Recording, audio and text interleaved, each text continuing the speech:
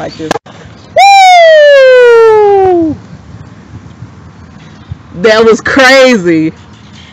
That's the first time I ever did that, and I have it on video. That joint went all the way to the other side of the freaking park.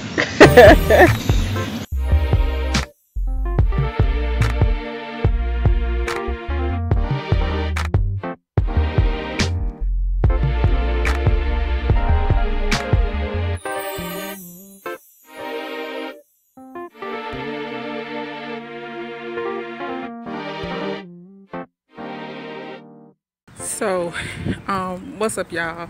I just tried to record a vlog, and I feel like I really didn't make myself very clear because I was rambling because I was trying to do two things at once. And if I had more time on my YouTube uploads, then I could use it, but I gotta try to reel it in and get to a point. So, first, I tried some non-alcoholic wines. Actually, this is completely non-alcoholic, and this says less than 5% alcohol, that I bought at the International Farmers Market. Now, I'm going to try to pronounce them. I believe this says Sidra El Gaitero. I think it's from España. It's from Spain. And this one says La Gaita.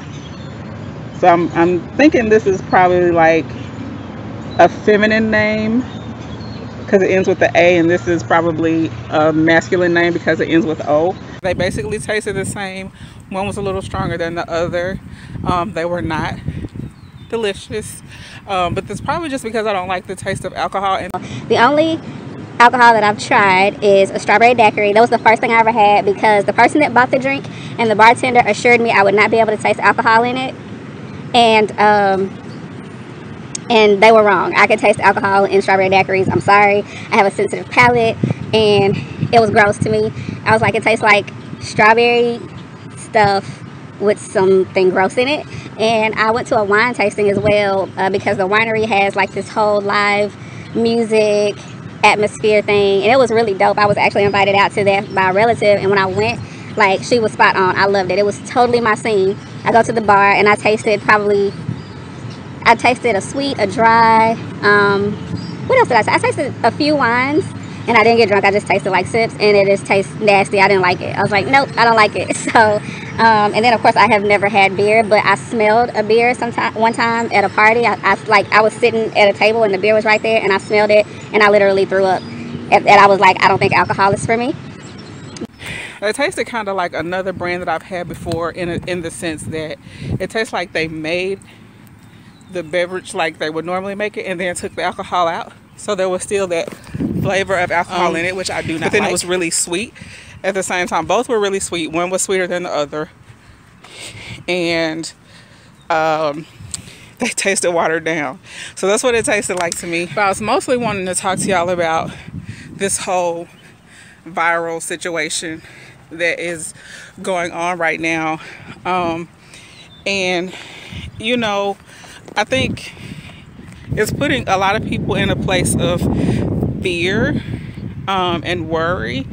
And the issue with fear and worry is that it doesn't really give you fix anything. I was at the grocery store with a box of macaroni and cheese, watching people buy tons and tons of things, and he had like something in his hand, and I had my little thing in my hand, and I overheard him talking to somebody that he knew, and he was like, I mean, it could be really bad, but I don't think it's gonna be that bad, but it could. And he said, I don't understand what the worry is about, because being worried about it is not going to change it. If it's going to happen, it's going to happen, and if it's not, it's not. He was like, so either way, you know what I'm saying? And that is me. I'm like, worrying about it. The only thing that fear and worry will do is, first of all, especially when it comes to your immune system and your health, it's not even good for you. So if you feel like there's some infectious disease going around, the last thing you need to do is fear, because it's going to give you a higher expectation of getting it, or a higher possibility of getting it, because your immune system and everything is just going to be like worn down from the fear and the worry. And then it's going to take away from you enjoying life. If tomorrow was your last day, I remember one of my pastors asking this question, and he was using it in terms of getting your life right with God. And he said, if you knew tomorrow was your last day, then what would you do? For me, I already have a relationship with God. So my first two thoughts were, number one, I'd have extra cake and I'd stop counting calories.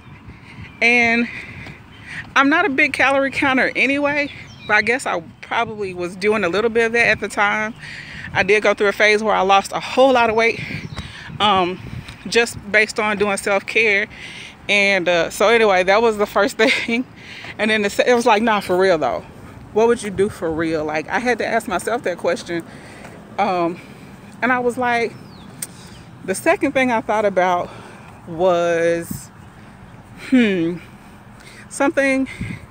Okay, so what I thought about was calling loved ones and telling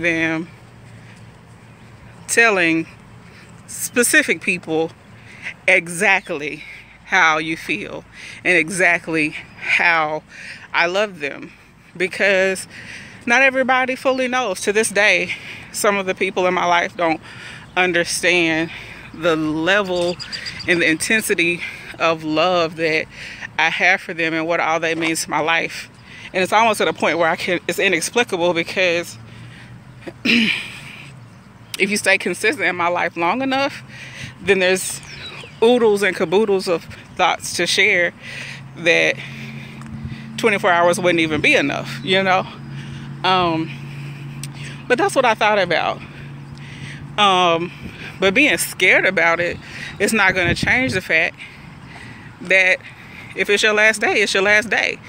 And one of my Facebook friends actually had, made this post. I guess I should hit him up and ask him, could I use him as an example? But I'm going to say it anyway. He made a post. He was out here in these streets whale watching, which I'm going to level with you, is not something I would think to do at any point in my life. I'm going to go watch some whales. It's no shade, everybody, because there are things I like to do that other people will be like, what? You know what I'm saying? I'm weird too, so I get it. But his post is really cool, because he was like,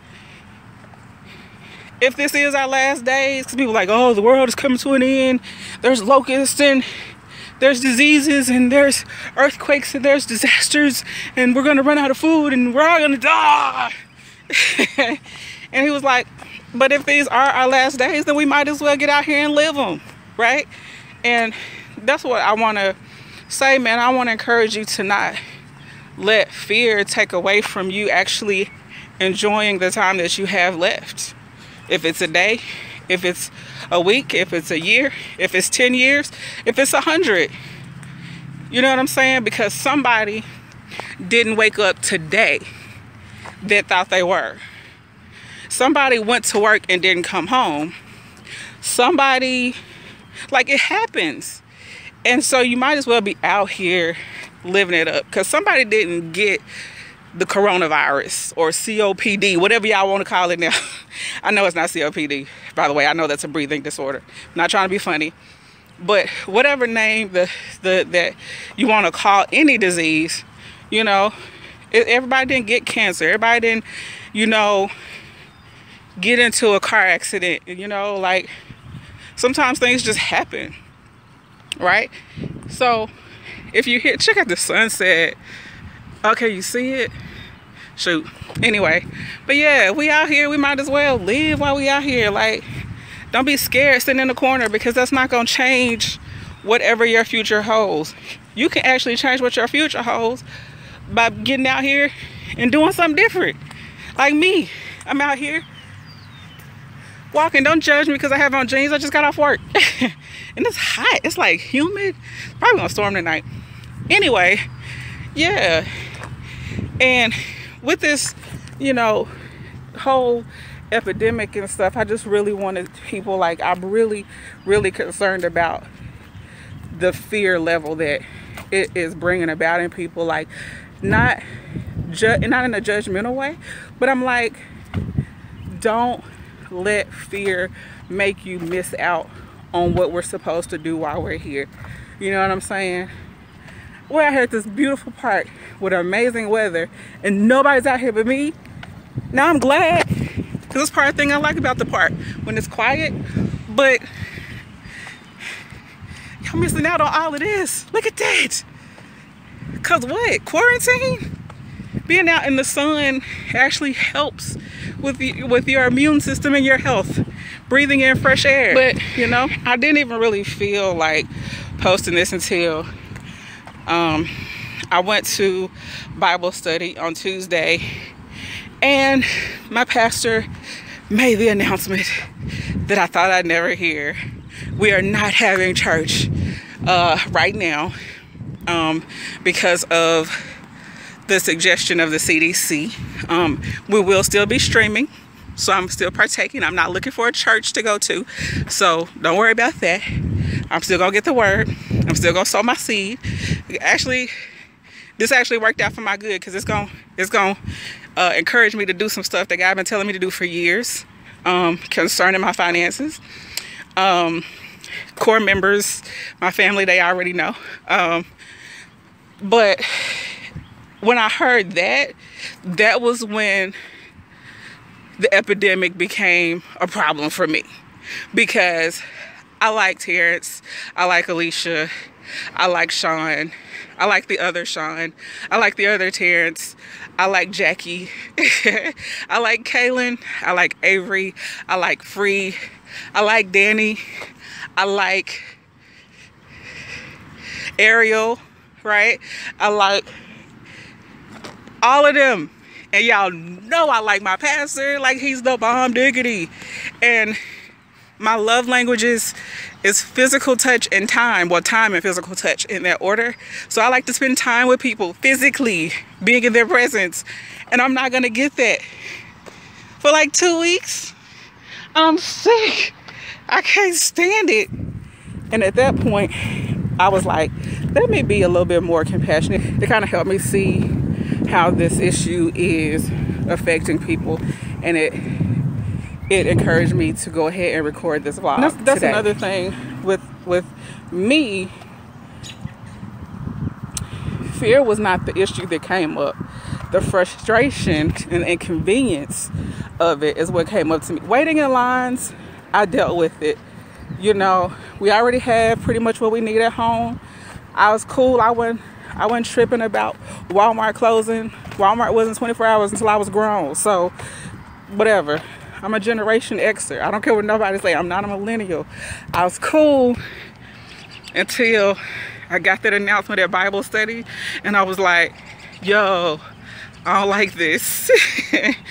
I pray my strength in the Lord, because I'm not going to see my family, my core family, for days.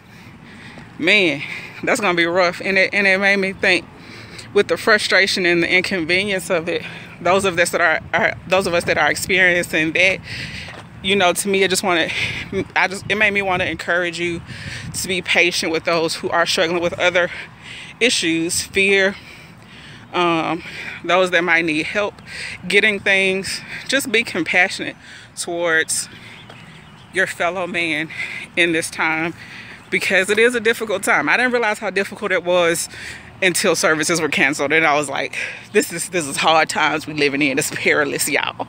So be compassionate, you know, show love, but be wise. You know, wash your hands like your grandma told you a long time ago, like my grandma told me a long time ago. Use bleach to clean stuff. My grandma taught me that a long time ago. Pine salt kills germs too. But yeah, don't ever be scared. Like, keep the faith and keep staying excited about what God is going to do in your life, because you're still living. like, comment, subscribe, share. Peace.